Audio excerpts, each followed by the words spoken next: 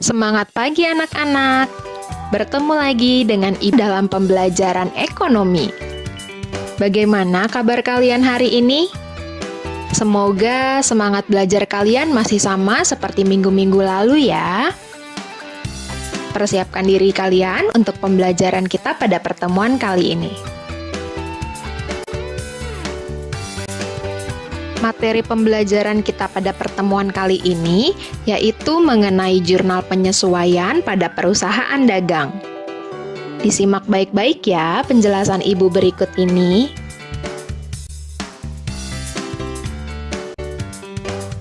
Pengertian jurnal penyesuaian pada perusahaan dagang sebenarnya sama dengan pengertian yang ada pada jurnal penyesuaian dalam perusahaan jasa.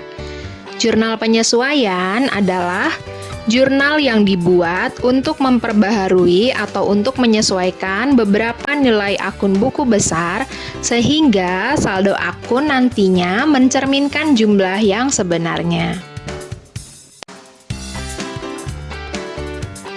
Dan akun-akun yang memerlukan penyesuaian pada akhir periode akuntansi yaitu 1. Beban dibayar di muka, 2. Pendapatan diterima di muka,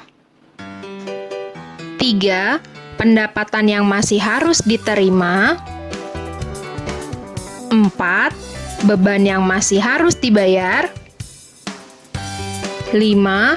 Penyusutan aktiva tetap, 6. Pemakaian perlengkapan, dan yang terakhir, persediaan barang dagang. Untuk nomor 1 sampai dengan 6 sudah pernah kita bahas dalam materi jurnal penyesuaian pada perusahaan jasa ya. Jadi kalian bisa melihat kembali penjelasan Ibu pada materi yang lalu. Dan untuk hari ini kita akan fokus pada jurnal penyesuaian persediaan barang dagang.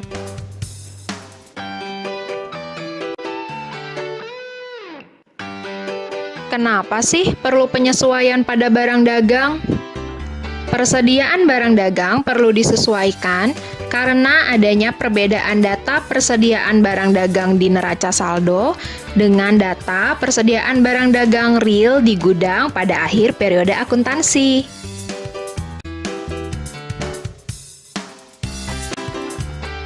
Terdapat dua metode dalam penyesuaian persediaan barang dagang.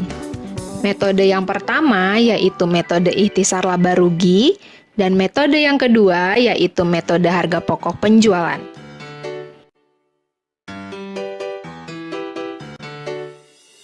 Akun-akun yang digunakan dalam metode ikhtisar laba rugi yaitu ada akun persediaan barang dagang awal yang datanya diambil dari neraca saldo. Kemudian ada akun persediaan barang dagang akhir yang datanya diambil dari data penyesuaian pada akhir periode akuntansi perusahaan dagang. Dan yang terakhir adalah akun ikhtisar laba rugi. Bentuk AJP dari persediaan barang dagang awal yaitu akun ikhtisar laba rugi posisi di debit, dan akun persediaan barang dagang awal posisi di kredit. Kenapa kita taruh persediaan barang dagang awal di kredit? Karena tujuan kita membuat AJP persediaan barang dagang awal adalah untuk menolkan akun persediaan barang dagang awal tadi. Karena di akhir periode persediaan barang dagang awalnya sudah tidak ada.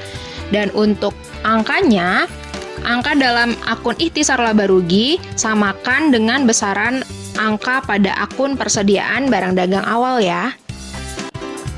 Sedangkan AJP untuk persediaan barang dagang akhir yaitu akun persediaan barang dagang akhir posisi di debit dan akun ikhtisar laba rugi posisi di kredit. Nah, persediaan barang dagang akhir ini kita taruh posisinya di debit. Kenapa? Karena akun inilah yang akan kita munculkan di akhir periode. Dan untuk angkanya, angka ikhtisar laba rugi samakan besarannya dengan angka persediaan barang dagang akhir. Sekarang perhatikan ilustrasi berikut. Terdapat data neraca saldo dari perusahaan dagang mitra sejati. terlihat bahwa ada akun persediaan barang dagang sebesar 122 juta rupiah. Kemudian, terdapat data penyesuaian berdasarkan pengecekan terakhir terhadap barang dagang real di gudang atau hasil akhir dari stok opnam. Data penyesuaiannya yaitu persediaan barang dagang per 31 Desember 2018 sebesar Rp131.200.000. Maka penyesuaian yang dapat kita buat adalah akun ikhtisar laba rugi di debit sebesar Rp122 juta dan akun persediaan barang dagang di kredit dengan jumlah Rp122 juta. Untuk datanya dapat diambil dari data neraca saldo. Kemudian, akun persediaan barang dagang di debit Rp131.200.000 dan akun ikhtisar laba rugi di kredit sebesar Rp131.200.000. Datanya dapat diambil dari data penyesuaian yang ada. Nah, ini Ibu zoom ya, supaya kalian bisa lebih jelas lagi melihat jurnal penyesuaian dari metode ikhtisar laba rugi.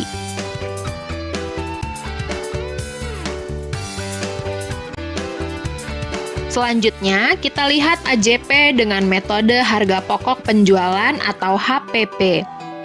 Akun-akun yang digunakan dalam metode HPP yaitu akun persediaan barang dagang awal yang datanya dapat diambil dari neraca saldo, lalu akun persediaan barang dagang akhir yang datanya dapat diambil dari data penyesuaian, kemudian ada akun HPP atau harga pokok penjualan, lalu ada akun beban angkut pembelian, akun retur pembelian, dan akun potongan pembelian.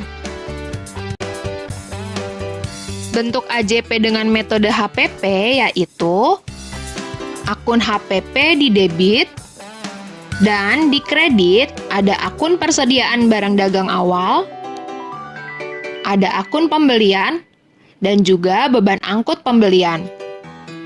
Besaran angka pada akun HPP di debit yaitu sama dengan jumlah dari akun persediaan barang dagang awal ditambah dengan akun pembelian dan ditambah dengan beban angkut pembelian. Jadi jumlahnya harus balance atau seimbang antara debit dan kredit. Selanjutnya, di debit ada akun persediaan barang dagang akhir, akun retur pembelian, dan akun potongan pembelian. Sedangkan di kredit ada akun HPP yang jumlahnya sama besarnya dengan total dari akun persediaan barang dagang akhir ditambah akun retur pembelian dan juga ditambah akun potongan pembelian. Sama seperti yang pertama tadi, ini pun posisi debit dan kredit angkanya harus seimbang atau balance. Untuk ilustrasi membuat jurnal penyesuaian dengan metode HPP, kita gunakan soal yang sama seperti dengan metode ikhtisar laba rugi tadi ya. Yang membedakan adalah pembuatan jurnal penyesuaiannya. Sekarang kita lihat data dari neraca saldo, ada akun persediaan barang dagang, kita letakkan di sisi kredit senilai Rp122 juta. Dilanjutkan dengan akun pembelian di sisi kredit senilai Rp60 juta dan akun beban angkut pembelian di sisi kredit senilai Rp4 juta. Jika ditotal keseluruhan sisi kredit, jumlahnya adalah Rp186 juta. Kita letakkan angka Rp186 juta di sisi debit dan beri nama akunnya HPP. Jadi nama akun yang keluar adalah HPP di debit sebesar Rp186 juta yang merupakan total dari angka pada kolom kredit, dan di sisi kredit terdapat akun persediaan barang dagang senilai Rp122 juta yang datanya diambil dari neraca saldo, kemudian ada akun beban angkut pembelian sebesar Rp4 juta dan akun pembelian sebesar Rp60 juta.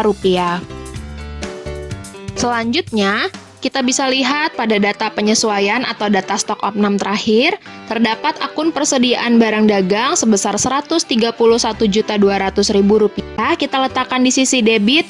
Kemudian ada akun retur pembelian dari neraca saldo, angkanya sebesar Rp3 juta kita taruh di sisi debit, dan akun potongan pembelian sebesar Rp2.800.000 kita taruh di sisi debit. Kemudian keseluruhan angka pada sisi debit ini, total dari persediaan barang dagang akhir, retur pembelian, dan potongan pembelian, totalnya sebesar Rp137 juta. Angka Rp137 juta kita letakkan di sisi kredit dan beri nama akunnya HPP. Jadi, pada sisi debit, muncul akun persediaan barang dagang akhir, akun retur pembelian, dan akun potongan pembelian. Tiganya dijumlah, totalnya masukkan pada sisi kredit dan beri nama akun HPP. Nah, Ibu zoom lagi ya. Hasil dari jurnal penyesuaian yang dibuat dengan metode harga pokok penjualan atau HPP. Gimana? Gampang kan? Ya, selesai sudah pembelajaran singkat kita pada pertemuan kali ini. Semoga bermanfaat bagi kalian. Dan jika ada yang kurang dipahami, silahkan hubungi Ibu Marisa ya guys. Sampai bertemu lagi di pertemuan selanjutnya. Tetap semangat belajar dan sampai jumpa. Bye!